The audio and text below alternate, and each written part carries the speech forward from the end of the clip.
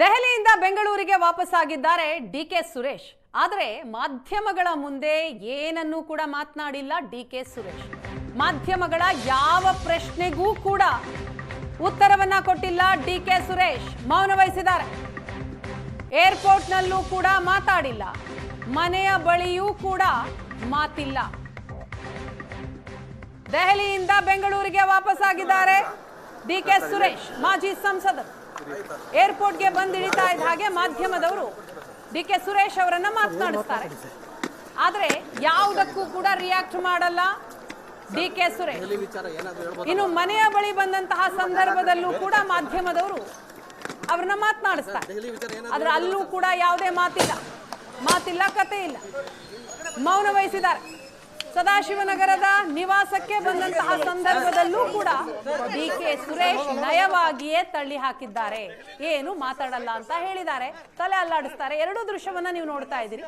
ಏರ್ಪೋರ್ಟ್ಗೆ ಬಂದಿಳಿತಾ ಇದ್ದ ಹಾಗೆ ಮಾಧ್ಯಮದವರು ಮೈಕ್ ಹಿಡಿತಾರೆ, ಏನು ರಿಯಾಕ್ಟ್ ಮಾಡಲ್ಲ.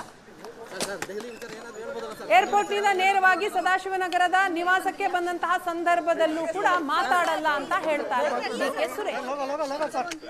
ಮೌನ ವಹಿಸಿದ್ದಾರೆ, ಮೌನಕ್ಕೆ ಜಾರಿದ್ದಾರೆ ಡಿಕೆ ಶಿವಕುಮಾರ್ ಅವರ ಸಹೋದರ ಡಿಕೆ ಸುರೇಶ್. ಎಲ್ಲರೂ ಕೂಡ ನಾಳಿನವರೆಗೂ ಕಾದು ನೋಡುವ ತಂತ್ರಕ್ಕೆ ಮೊರೆ ಹೋದ್ರ.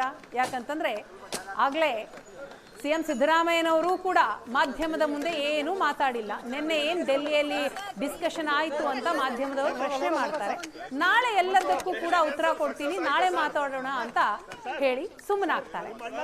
ಇವತ್ತು ಆದಂತಹ ಬೆಳವಣಿಗೆಗಳು, ಡಿಕೆ ಸುರೇಶ್ ಅವರು ಕೂಡ ಏರ್ಪೋರ್ಟ್ನಲ್ಲಿ ಮಾತಾಡಲ್ಲ, ಸದಾಶಿವನಗರದ ನಿವಾಸದತ್ತ ಬಂದಂತಹ ಸಂದರ್ಭದಲ್ಲೂ ಕೂಡ ಏನು ರಿಯಾಕ್ಟ್ ಮಾಡಲ್ಲ.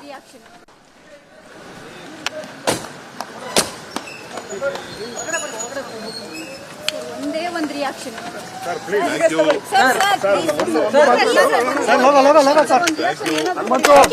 ಸರ್ ಸಕ್ಸಸ್ ಆಯ್ತಾ ಸರ್?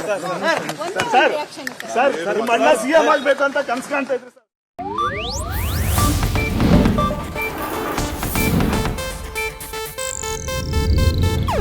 ಇದು ಏಷ್ಯಾನೆಟ್ ನ್ಯೂಸ್ ನೆಟ್ವರ್ಕ್ ಪ್ರಸ್ತುತಿ.